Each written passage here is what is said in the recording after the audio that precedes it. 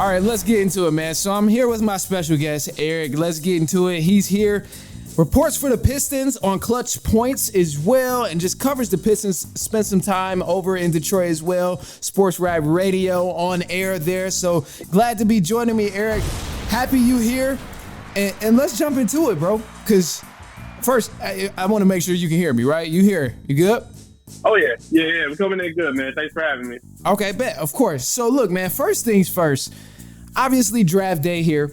The Pistons, we picked up Ron Holland II. Great athlete. I think he can grow into a bucket getter and someone that can really help us out. But as I've voiced before, and you've heard my concerns about the Pistons, is we need some shooters. Ron Holland II still isn't a shooter, so I'm a little concerned. How are you feeling after the draft pick of Ron Holland II? Yeah, that's been a popular sentiment among Pistons fans. I've seen it all over social media. I've talked about it face-to-face.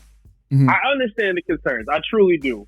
I believe Trajan Langdon kind of addressed it, though. Like, he talked about, everybody's concerned about his lack of shooting. However, with the player that they just acquired, and on top of the fact that they added Fred Vincent, who is a guru in terms of developing shooters, these are the kind of guys that he's worked with. I mean, we see what he's done for Lonzo Ball. He's had good work with, like, Herb Jones. But he has a track record for being able to develop shooters.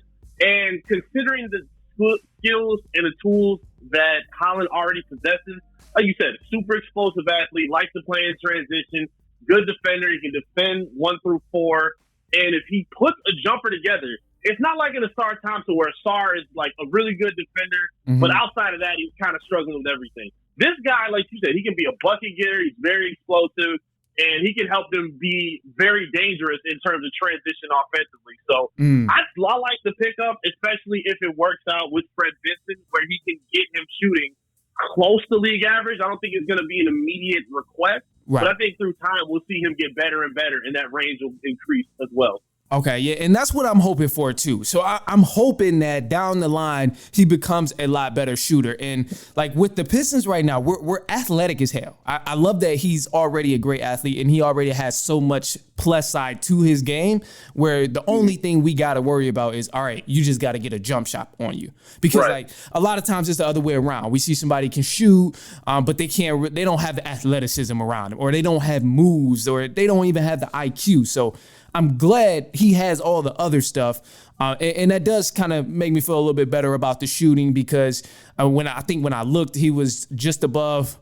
He was 23% with shooting. Correct me if I'm wrong, from the 3-point line. Correct me if I'm wrong. No, you're right. It worries me, but I think when it comes to us winning ball games, obviously shooting is not how we're going to win plenty of games. What is a way you think we're going to have teams beat in the way that we can win more than 23 games in a single season? What's this way you thinking? I think the fans need to understand that change is not going to come from another rookie anyway. So the thing that needs to change is the veterans that they add.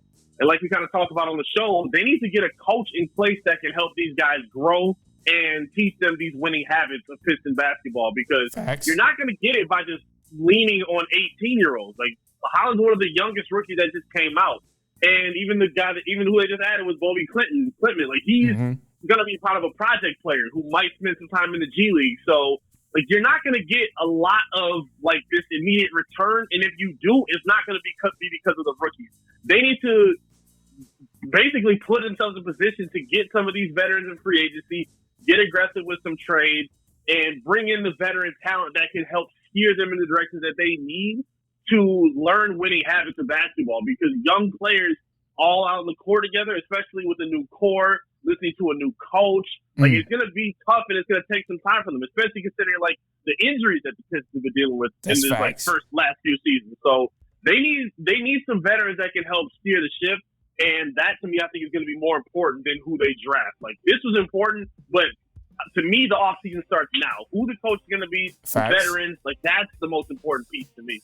And I 1,000% agree with you on the coach, bro. I feel like so much is going to weigh on the coach's shoulders because he's going to be the one to set the tone for how this team plays. I'm like, with all the athleticism that we have, if we have a coach that's preaching effort, we might be all right. We might be able to beat a couple teams just based off of playing harder. Like, we might not have a skill there, but down the line, that'll come. We'll be able to pick up more veterans. We'll be able to take on bigger contracts and pay more players, which will be helpful. And, I think a big part of this is some Pistons fans got to understand that it's not going to happen overnight. It's not going to happen overnight. That's never been the case with any team.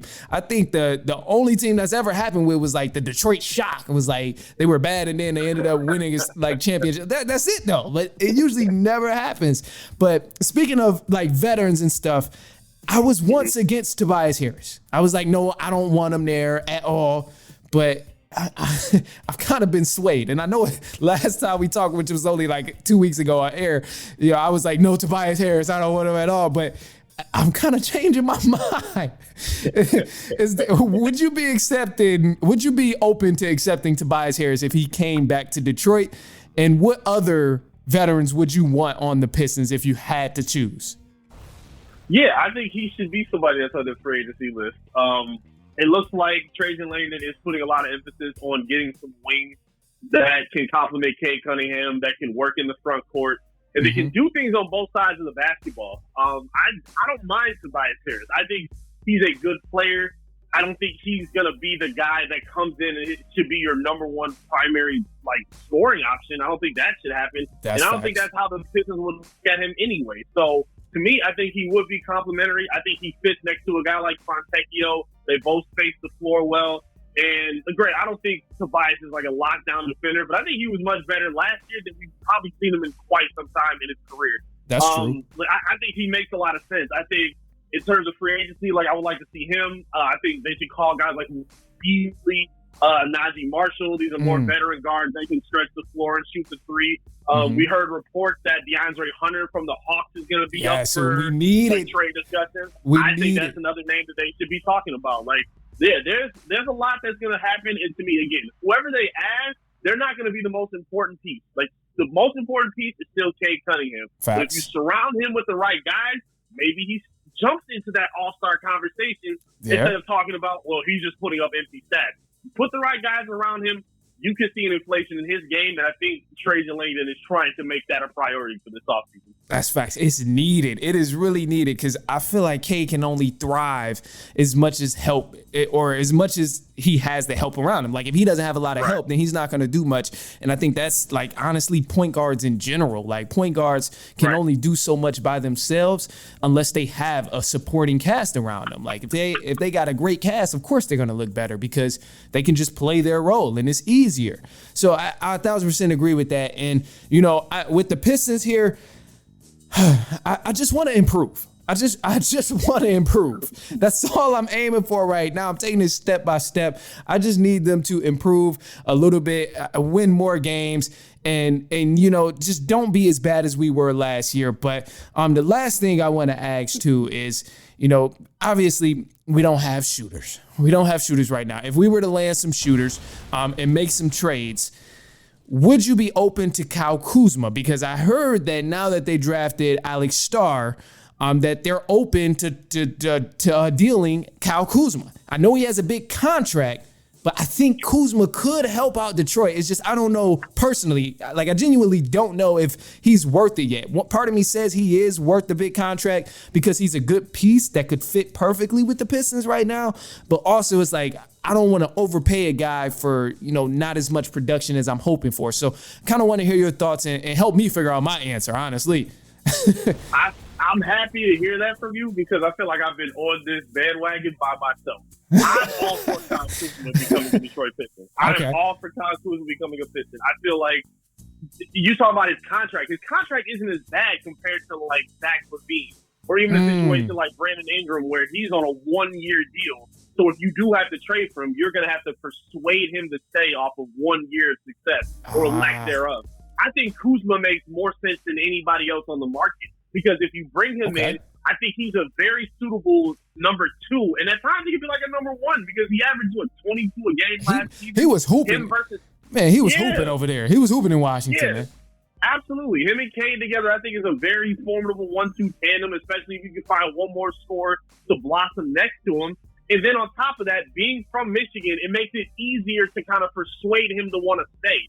All the people from outside of Michigan is going to be a lot harder because they're like, we know what the perception is about living in Detroit, living with Michigan, yada, yada, yada. But for somebody like Kyle Kuzma who understands the grind, he's from Flint, if I'm not mistaken, like, he understands the ties and like how passionate fans are about basketball. So absolutely, I think he would be the smartest pickup to try to go after. I would be all for it if the Pistons made that move. He got that Michigan muscle behind him, man. He got that Michigan muscle behind him. Well, Eric Vincent, man, beat reporter for Clutch Points, also host of Rap Radio 1270 out in Detroit. So you got to check him out, man. And hey, look, Eric, man, I appreciate you for coming on here talking about the Pistons. Let the people know where they can find you if they want to tap in to hearing you on air, or if they just want to listen or read some of your articles, follow you on socials and stuff like that. Where can they find you? Appreciate you for the time, man. You can hit me up on social media at I am Eric Vincent. You can find me on Clutch Points online. Again, tap in on AM 1270 Sports Rap Radio Detroit every Sunday, 10 in the morning to 12 in the afternoon is where you can catch me. Also got my own YouTube page, Top Title Sports. I'm all over the place, man. Trying to be visible this year, and I appreciate you having me on the show, man. Yeah, of course, man. Again, thanks for coming on. And hey, man, since you mentioned Sports Radio Rap, I gotta let you know. You said Sunday. Possibly, I might be out there on the 4th. I might be back out there, so we might get it cracking. We might get it cracking again. Might go back at it. You know where I'm at. We'll talk about it. Yeah, you'll hear from me. but all right, man. Look, let's move on, man. We about to wrap up the show from here. All right, man. Look, so we're gonna leave you here. Hope you enjoy. We had a bunch of different guests on here. Ryan Ward covers Lakers Nation, the editor there, columnist, Sports Tribune, players from the Cold Wire as well. Got his podcast as well. Man, check him out. And then Eric Vincent, got to check him out as well, covering all the sports out there in Detroit. Pistons, Lions, Tigers. I don't know if we covered the Wings, but anyway, man, Pistons, Lions, Tigers for sure. Appreciate those guys, but I appreciate you for tuning in. Anyway, look, I like to leave the shows with something special at the end. Just leave on a positive note, man. And I'm going to just say this, bro. I heard the other day, there's no such thing as a bad day. No such thing as a bad day. There are only bad moments in the day. So you can always improve from that. You can always flip something that's bad to better and good. So just keep that in mind, bro. Even though sometimes we all have some rough moments, not days, we have rough moments. Just remember, it's always a way you can make it somewhat better. Just be grateful for the things that's in front of you. Open your eyes and find something that you're genuinely grateful for. Other than that, I'm going to leave y'all, man. I appreciate you for tuning in, for hanging with me. And hey, you can follow me on the Instagram at the Ron Podcast. You can follow my personal as well at I am Manny Wilson. And until then, I will be back later on this week. And so on and so on and so on.